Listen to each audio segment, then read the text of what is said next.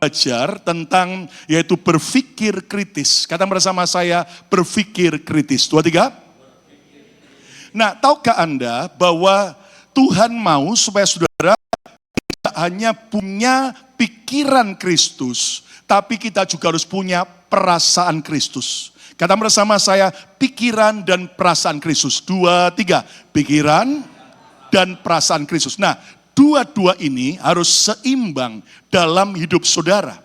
Ada orang percaya perasaannya kuat sekali, di mana mereka betul-betul menjadi orang yang saudaraku sangat cinta Tuhan, sangat menyala-nyala, tetapi saudaraku cara berpikirnya itu seringkali tidak tajam atau error. Nah, itu juga enggak seimbang. Sebaliknya juga ada orang yang logikanya kuat, tapi perasaannya bermasalah.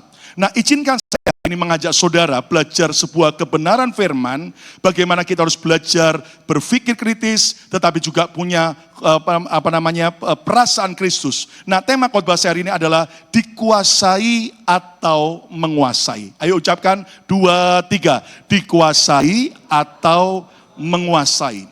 Tahukah Anda, hidup ini adalah pilihan. Apakah saudara dikuasai oleh pikiran-pikiran yang jelek, ataukah engkau menguasai pikiran-pikiran jelek dan kau taklukkan menjadi pikiran Kristus? Apakah saudara dikuasai oleh perasaan-perasaan yang salah, perasaan-perasaan yang menekan hidupmu, menjadikan engkau orang yang depresi dan frustrasi?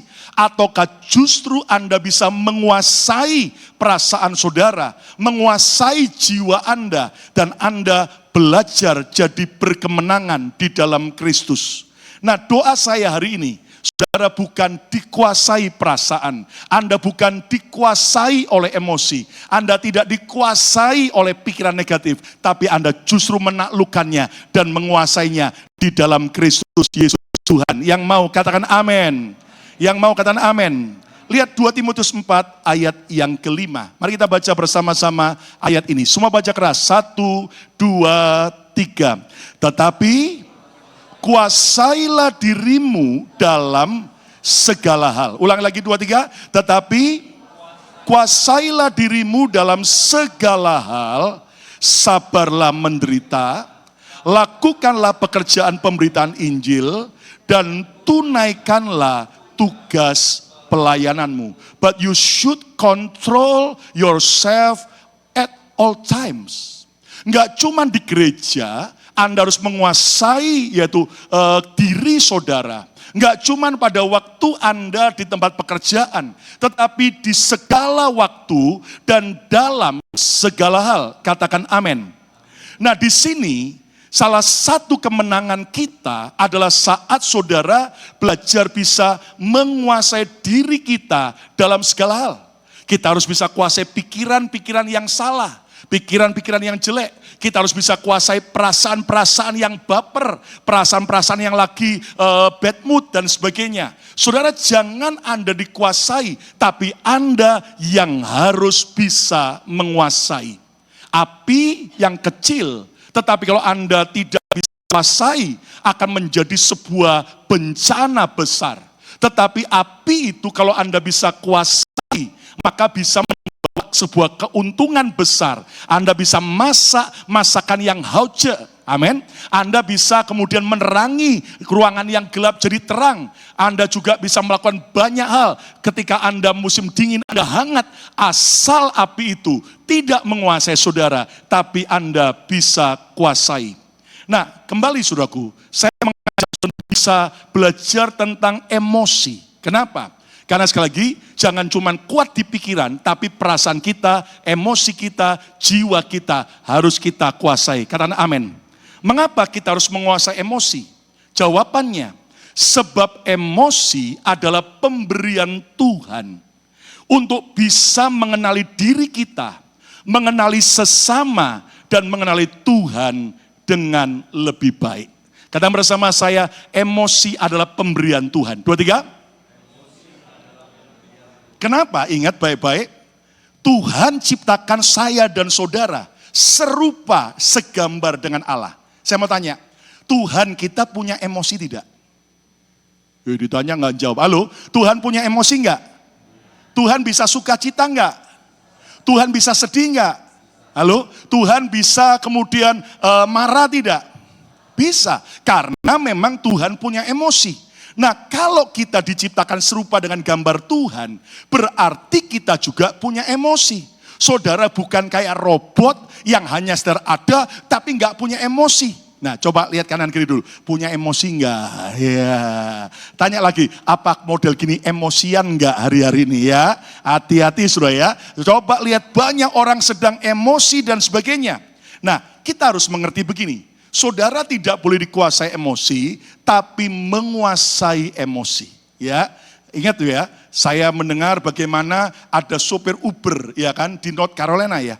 Itu yang ternyata saudaraku gara-gara penumpangnya bawa anjing, sementara tidak diberitahu dulu kalau bawa binatang, ribut saudaraku, akhirnya saudaraku kepancing emosi.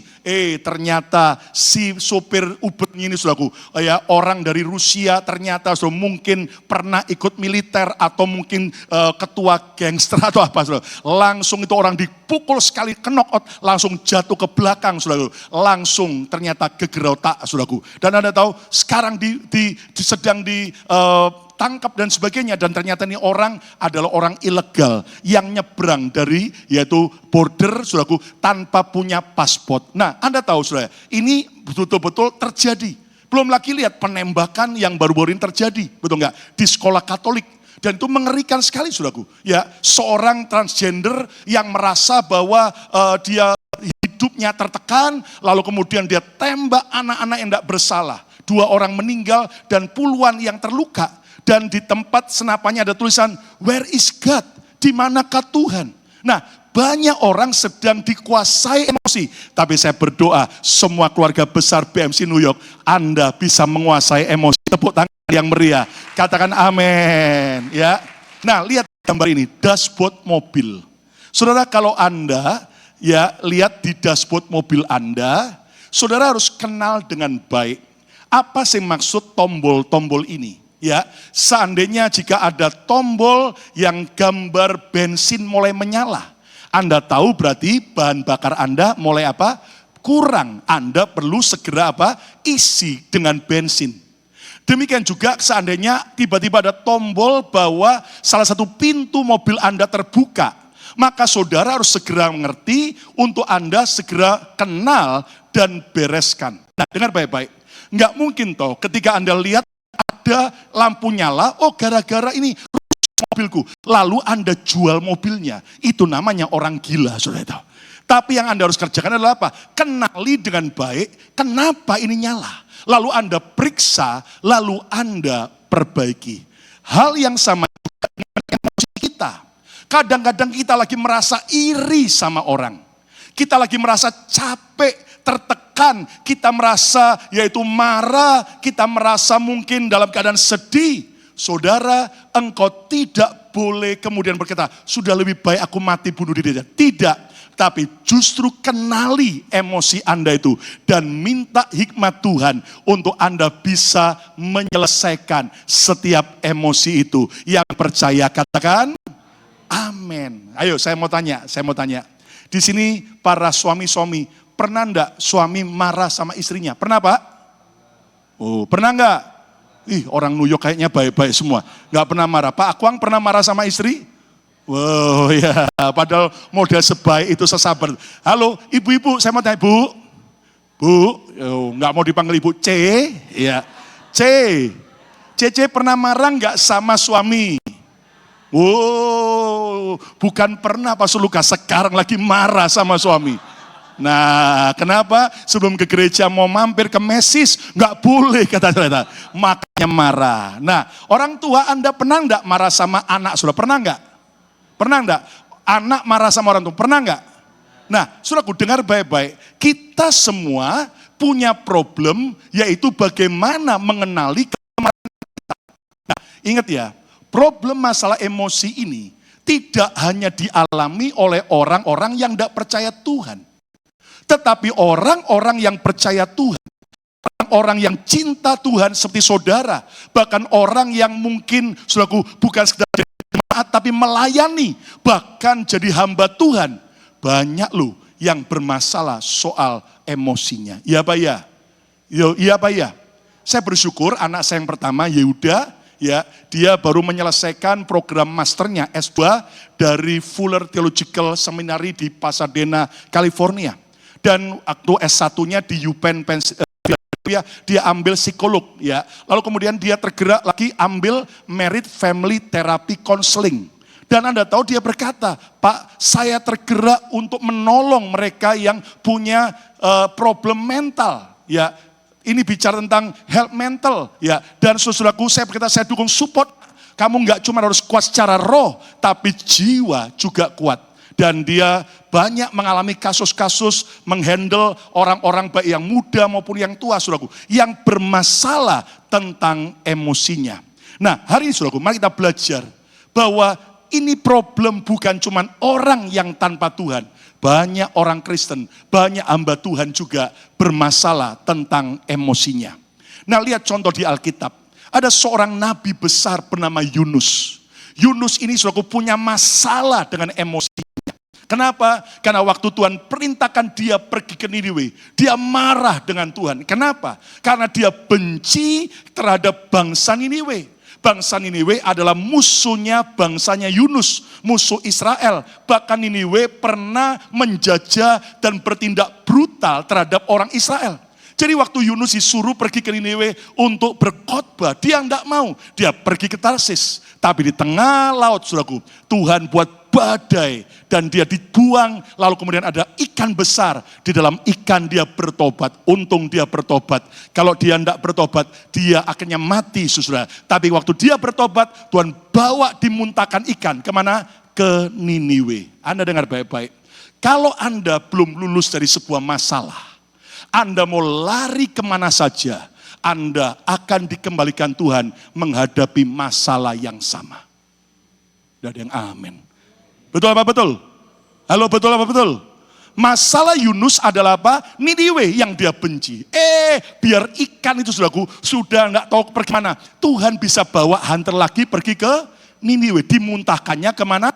Niniwe. Sayang nggak dimuntahkan ke Pik, saudara. Sayang nggak dimuntahkan ke Bali, saudara. Ya kan? Asik di sana. Enggak, itu ikan ya tanpa GPS bisa balik ke Niniwe. Artinya apa? Yunus, kamu belum selesai menyelesaikan masalahmu, ya. Masih ada your own business dengan Niniwe, maka kamu harus kembali ke sana. Dengar baik-baik, kalau ada saudara yang punya masalah, trauma masa lalu, tentang apapun juga, seringkali Tuhan mau agar saudara beres dan sembuh. Dan kalau Anda nggak sembuh, Anda belum beres, mau lari kemana aja. Dengar, kalau Anda tersinggung di sebuah gereja, Anda pindah ke gereja manapun, Anda akan tetap menghadapi orang-orang yang membuat Anda tersinggung. Pesan saya, stop, jangan pindah gereja lagi. Ini BMC New York yang tempat terakhir. Dan selamanya Anda harus sembuh dan menang dari ketersinggungan kita. Tepuk tangan yang meriah bagi Tuhan. Amin, saudaraku. Katakan haleluya. Waduh, Pastor Lukas, sayang yang tersinggungan sudah tidak datang pagi ini, sore ini saya. Nah, dengar baik-baik saudaraku ya. Nah, Anda ngerti, Yunus akhirnya dia khotbah. Tapi aneh, orang Niniwe bertobat. Malah Tuhan ngampuni, Tuhan membatalkan hukuman. Loh, Yunus marah. Sampai Tuhan tanya, layakkah engkau marah? Dan kitab Yunus diakhiri dengan sebuah tanda tanya. Nanti Anda baca, tanda tanya. Tidak ada jawaban, tanda tanya. Artinya apa? Keputusan di tangan Yunus. Hari ini kalau ada saudara yang sedang dikuasai oleh emosimu, engkau harus belajar. Engkau tidak boleh kalah dengan perasaan. Tidak boleh kalah dengan pikiran-pikiranmu yang negatif. Tapi engkau justru harus mengalahkan bersama dengan Tuhan. Tepuk tangan yang meriah bagi Tuhan Yesus. Katakan haleluya. Nah, saudaraku, bagaimana cara menguasai emosi? Siapa yang mau menang atas emosi? Siapa mau menguasai? Kata bersama saya mau belajar. 2, 3. Yang pertama, identifikasi emosimu sendiri.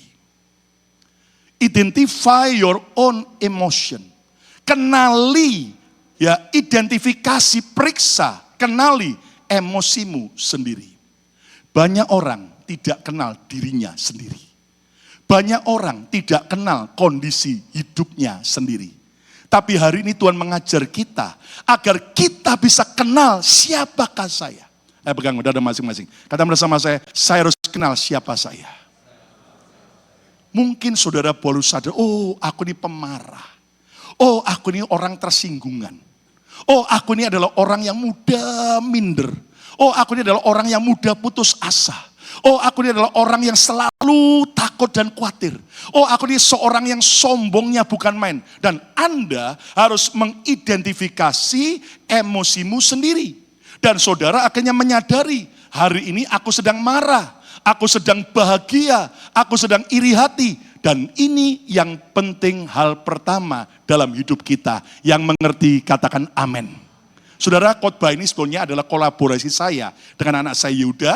Ya, tadi pagi, tadi siang saya khotbahkan bersama dengan dia di BMC Philadelphia. Tapi saya sudah siapkan tema lain untuk sore ini. Tapi Tuhan berkata, sampaikan tema yang sama. Karena aku sedang berbicara buat beberapa orang di tempat ini. Saudara, Yuda beritahu, Pak, kalau Yuda seringkali mulai konseling dengan orang, maka ada yang namanya emotion wheel yang harus diketahui untuk menolong. Next.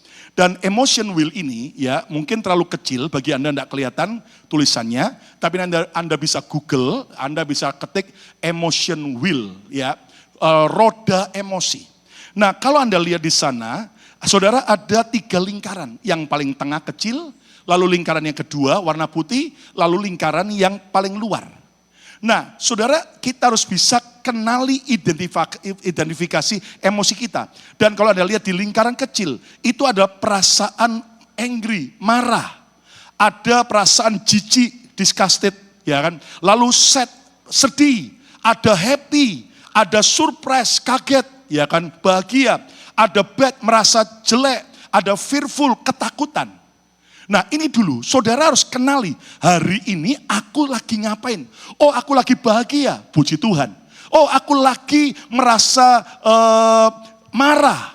Lalu dari kemarahan itu Anda lihat di lingkaran yang kedua.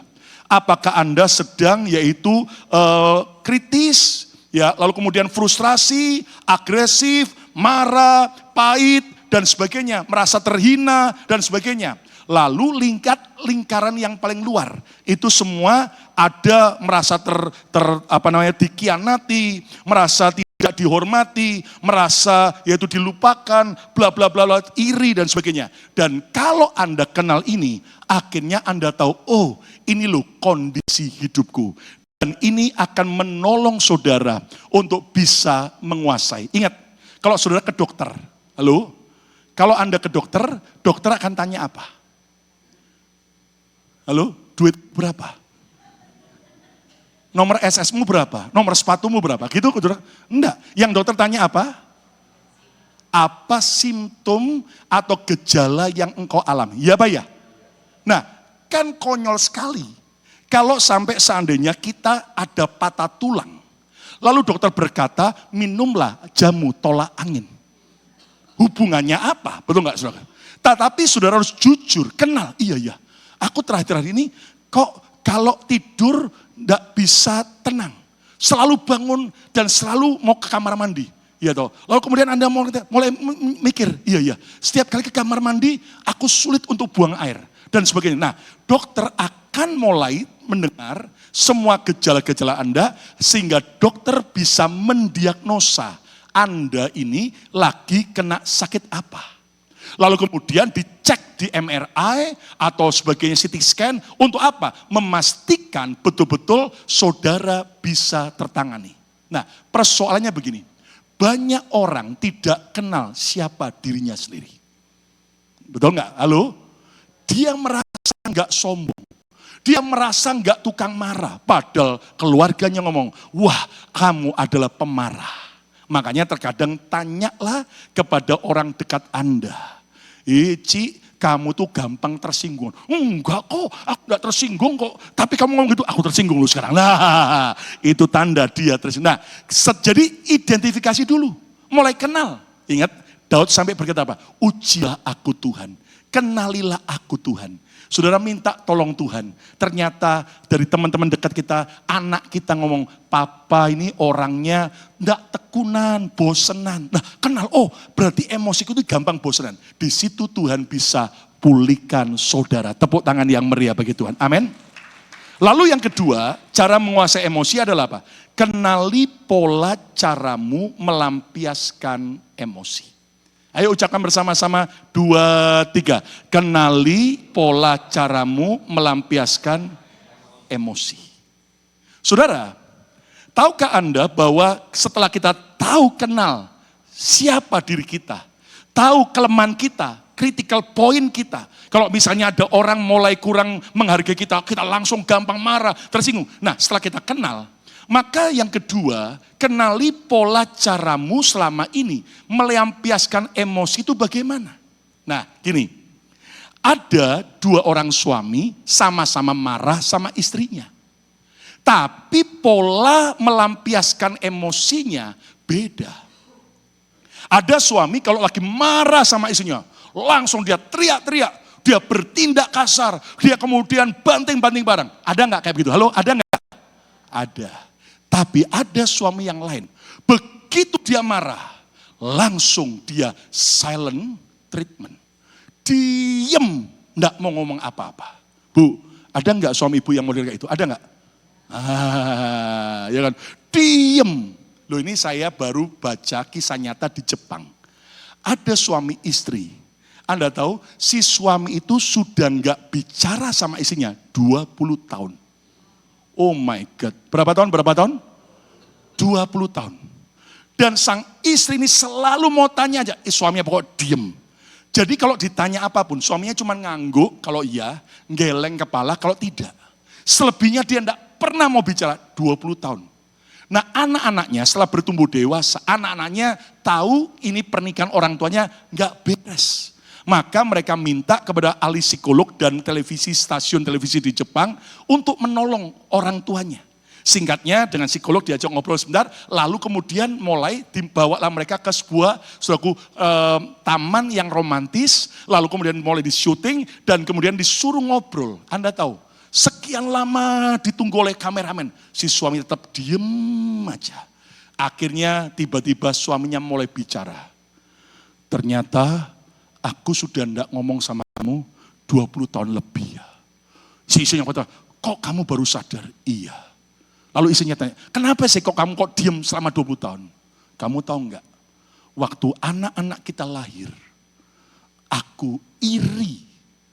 Karena kamu lebih perhatian sama anak-anak daripada perhatian sama aku. Hanya gara-gara itu, suaminya berapa tahun? 20 tahun. Diem, enggak bicara apa-apa. Padahal sekarang anaknya udah besar. Istrinya berkata, maafkan aku. Suaminya pun senyum.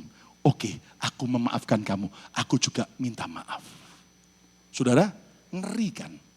Loh, ada orang-orang ekspresinya itu justru dia mau menyiksa pasangannya. Dia mau menyiksa orang yang dia lagi emosi. Dalam nama Yesus. Itu adalah hal yang kita harus hancurkan. Sebab di dalam Kristus, dia mau buat kita jadi ciptaan yang baru. Tepuk tangan yang meriah bagi Tuhan. Katakan haleluya. Nah, dalam ilmu psikologi ada 3 tipe manusia. Next. Istilahnya traffic light. Ada orang kalau lagi emosi, pola melampiaskannya lampu hijau.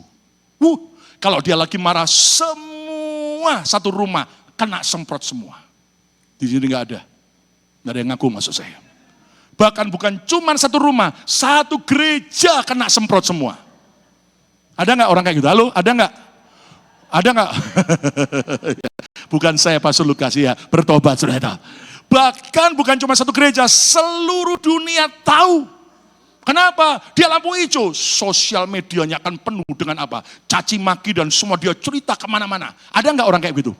Ada. Nah itu pola dia melampiaskan emosinya.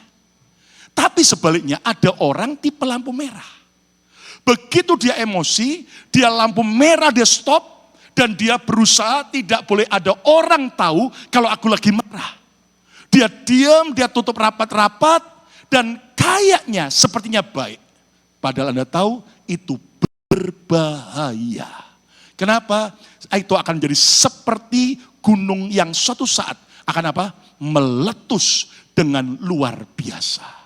Nah, apakah saudara selama ini jadi tipe lampu hijau atau lampu merah? Nah, yang benar yang mana? Yang betul adalah lampu kuning. Nah, begitu Anda marah, begitu Anda iri, begitu Anda mulai sedih, depresi, saudara jadilah lampu kuning. Saya mau tanya brosis, lampu kuning waktu ngebling, bling, bling, bling dari hijau ke kuning, tujuannya untuk apa? Tujuannya untuk apa?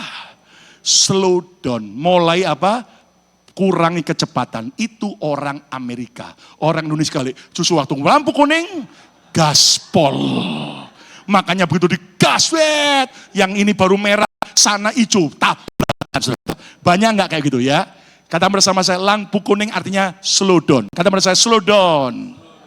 Artinya begitu Anda mulai marah, tersinggung, atau Anda lagi sedih, Anda lagi depresi, mulai lampu kuning, slow down. Mulai tenang. Makanya Alkitab berkata, hendaklah engkau cepat mendengar, tapi lambat untuk berkata-kata, dan juga lambat untuk marah. Tepuk tangan yang meriah bagi Tuhan Yesus. Katakan haleluya. Nah, jadi saudaraku, Anda harus kenali bukan cuma siapa diri Anda, tapi pola caramu melampiaskan emosi seperti apa. Nah, mari kita belajar, lampiaskan emosi Anda, nggak boleh dipendam ya. Karena kalau Anda pendam, lama-lama jadi sebuah penyakit. Banyak nggak orang akhirnya kena gondok, kena kanker. Ya, saya berkali-kali doakan orang, kemudian ada kebencian, kepahitan yang membuat dia sakit kanker. Lalu saya tanya, apakah Anda punya kebencian? Lalu, wah, padahal sama mertuanya yang sudah mati 10 tahun yang lalu. Bayangin, mertuanya udah mati loh, tapi bencinya sampai sekarang. Nah, begitu dia mau lepaskan ampunan, Tuhan beri kesembuhan. Tepuk tangan yang meriah bagi Tuhan. Amin, saudaraku. Ya, jadi saudaraku, mari kita belajar cara melampiaskan emosi yang sehat dan benar adalah apa? Nangis.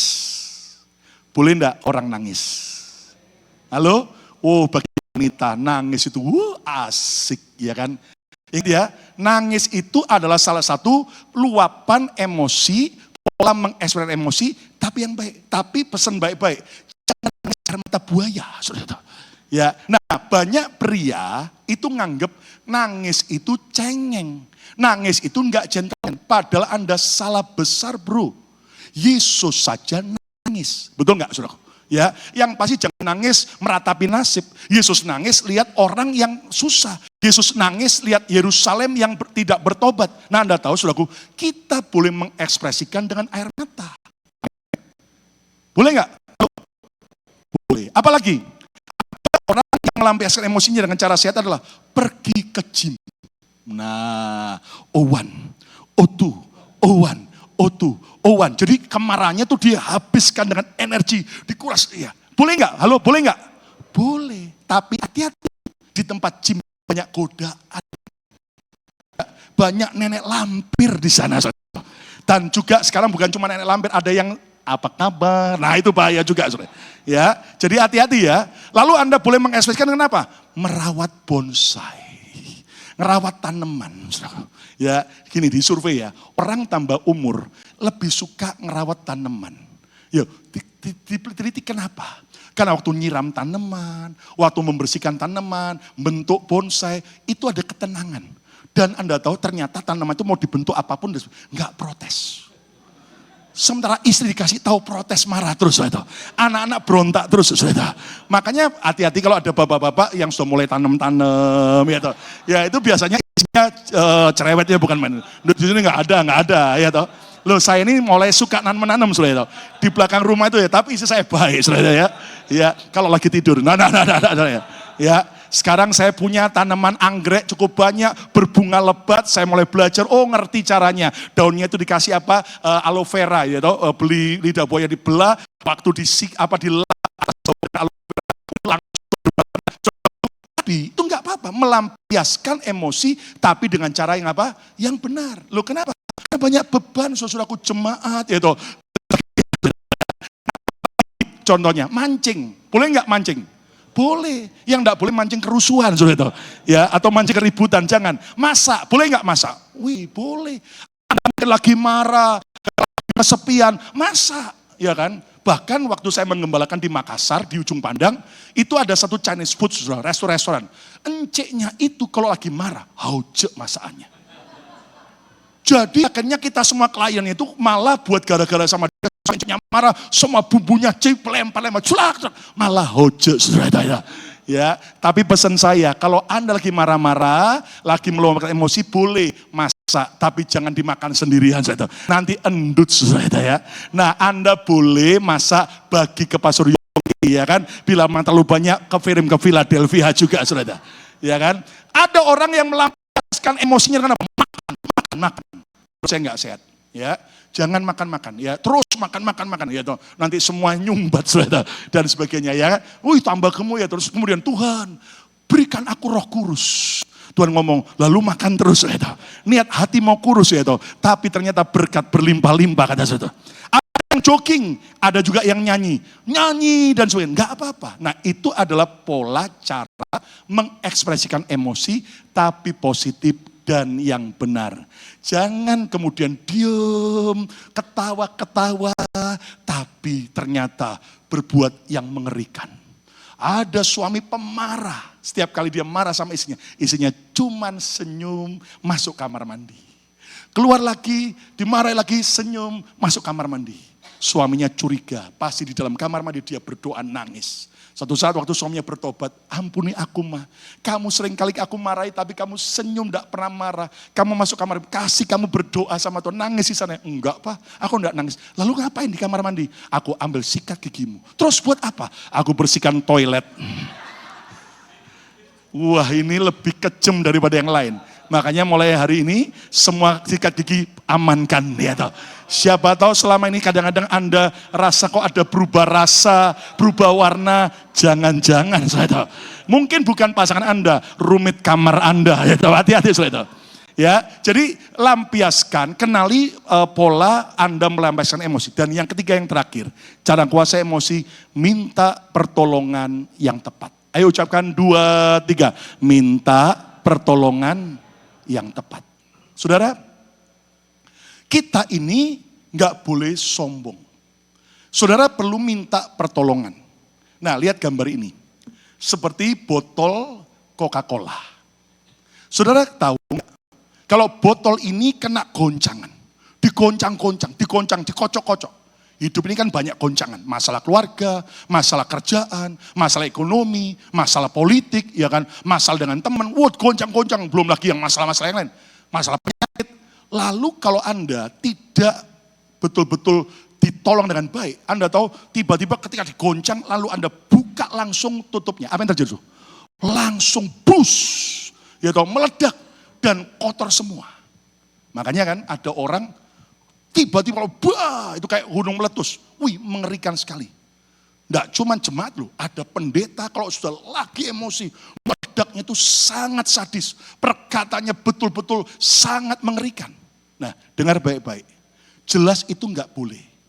Tetapi Anda tahu seperti botol Coca-Cola, ketika kena goncangan. Bagaimana pelan-pelan, ya kan? Enggak boleh langsung, pelan-pelan dibuka. Gasnya mulai buka. Buka lagi pelan-pelan.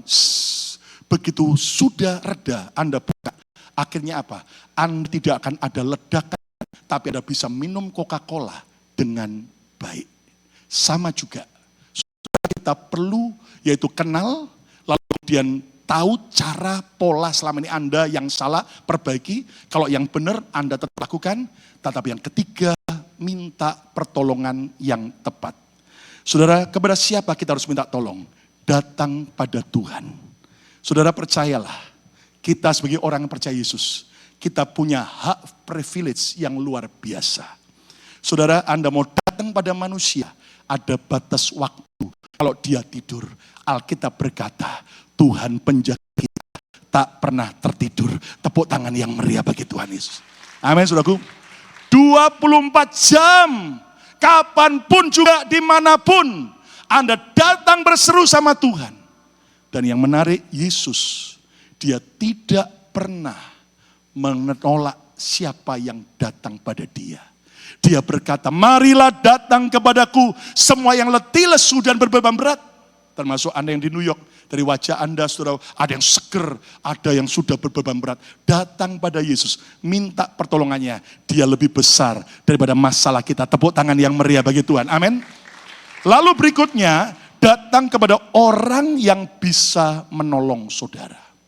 Datang pada gembala, ibu gembala. Datang kepada ketua BFA.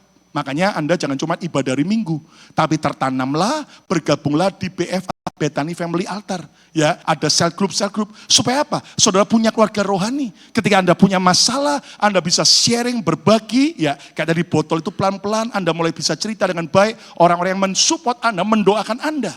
Nggak didiemin terus, tiba-tiba meledak, langsung minta cerai, dan sebagainya. Tetapi mari kita belajar juga, kalau Anda perlu minta pertolongan kepada konselor secara profesional. Ya udah, anak saya cerita, waktu dari Philadelphia dia mau pindah ke California untuk lanjutkan program masternya, ada jemaat ngomong gini, Yuda, kamu ganteng-ganteng, kok kamu mau jadi konselor, nanti kamu ngurusi orang-orang gila-gila. Dan Anda tahu ini konsep yang salah. Orang datang ke konselor, orang datang ke psikolog, itu tidak berarti gila. Dan ada yang amin, amin. Katakan amin. Dan Yehuda cerita, dia 2 tahun belajar banyak. Dia berkata, Pak, ini bukan untuk orang lain dulu. Yuda dulu mengalami banyak kesembuhan, mengalami banyak kekuatan, pembelajaran. Sampai dia bilang ini, Papa kan sudah mau khotbah ini dengan Yuda. Papa dan Mama sebagai pemimpin gereja, Papa dan Mama juga perlu konselor. Saya bilang, Tuhan Yesus, enggak cukup. Ada teman-teman sahabat rohani, enggak cukup, tapi juga perlu konselor. Dan ini orang konselor yang punya keilmuan dan cukup profesional. Dan nanti minggu depan saya dengan istri ya sudah janjian dengan seorang konselor. Kita ngobrol dan ingat, kalau kita datang ke psikiater atau konselor bukan berarti kita lagi punya sakit jiwa, enggak. Tapi ternyata justru waktu enggak ada apa-apa pun, kita perlu ngobrol supaya kita bisa juga diberikan banyak hal-hal yang baik. Tepuk tangan yang meriah bagi Tuhan. Amin, saudaraku. Saya tanya sama anak saya, Yuda kamu belajar apa aja? Dia cerita, enggak bisa detail, tetapi dia berkata, orang yang perlu datang ke konselor sebetulnya adalah apa? Dia enggak cari solusi. Dia enggak cuma cari telinga untuk ada orang mau mendengar. Tapi justru waktu dia cerita, dia itu sedang berbagi beban. Dia sedang berbagi beban, sehingga beban itu tambah ringan setelah dia cerita. Dan kemudian dia mulai kenali dirinya. Dan akhirnya nanti konselor akan memberikan advice yang sesuai dengan keilmuannya. Sehingga orang itu akan bisa tertolong. Dan Anda tahu, saudaraku, di New York pasti ada juga kalau Anda perlu. Kenapa? Karena banyak hamba Tuhan, banyak orang Kristen sekarang lagi depresi dan sebagainya. Dan itu bahaya. Jujur, sekali lagi, banyak hamba Tuhan hidup dalam kesepian. Kenapa? Karena dia tampil senyum sempurna. Padahal kita hamba Tuhan tetap bukanlah orang sempurna. Kita juga punya banyak struggle, pergumulan. Makanya cintai gembala Anda, dukung, support gembala Anda. Bahagiakan supaya Anda juga dengar khotbah-khotbah yang terbaik. Tepuk tangan yang meriah bagi Tuhan. Katakan haleluya. Ayat yang terakhir, Ibrani 4 ayat 14 sampai 16. Yuk kita baca sama-sama 3 ayat ini. Ibrani pasal yang keempat ayat 14 sampai 16. Semua baca, 2, 3. Karena kita sekarang mempunyai imam besar agung yang telah melintasi semua langit. Yaitu siapa? Yesus anak Allah. Baiklah kita teguh berpegang pada pengakuan iman kita. Bagaimana kita bisa tetap teguh? Bagaimana kita tetap kuat? Ayat 15, baca sama-sama, 2, 3. Sebab imam besar yang kita punya, bukanlah imam besar yang tidak dapat turut merasakan kelemahan kita atau emosi-emosi kita. Sebaliknya sama dengan kita. Ucapkan bersama saya, sama dengan kita. Terus siapa? Iya, Yesus telah dicobai, hanya tidak berbuat dosa. Kita punya Tuhan Yesus yang juga sama, pernah lewati tertolak, pernah lewati disakiti, pernah lewati yaitu kesepian, pernah lewati yaitu suatu dipuji orang maupun dicaci maki orang. Dia pernah merasakan, tapi dia tidak berbuat dosa. Apa untungnya? Ayat 16, yuk baca bersama-sama, 2, 3. Sebab itu, marilah kita dengan penuh keberanian menghampiri tahta kasih karunia, supaya kita menerima rahmat. Kata bersama saya, rahmat. Dan menemukan kasih karunia. Kata bersama saya, kasih karunia. Untuk mendapat pertolongan kita pada waktunya. Tepuk tangan yang meriah bagi Tuhan Yesus. Amin.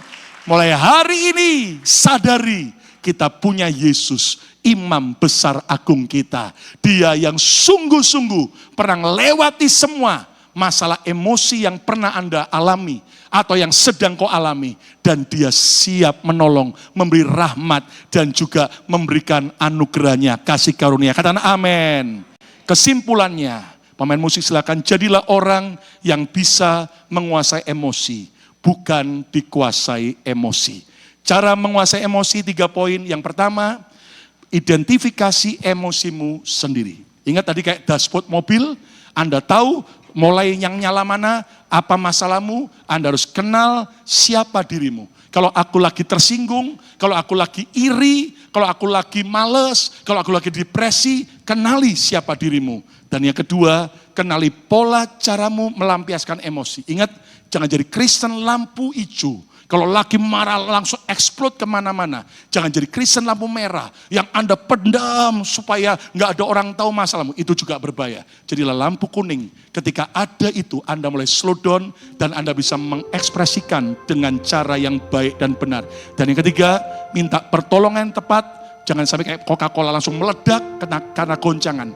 Tapi Anda perlu ditolong oleh Tuhan, oleh orang-orang, bahkan juga bila perlu para terapi atau konselor. Dan saya percaya engkau akan mengalami kemenangan yang ajaib. Saya tahu hidup di New York banyak tekanan, banyak beban, banyak masalah.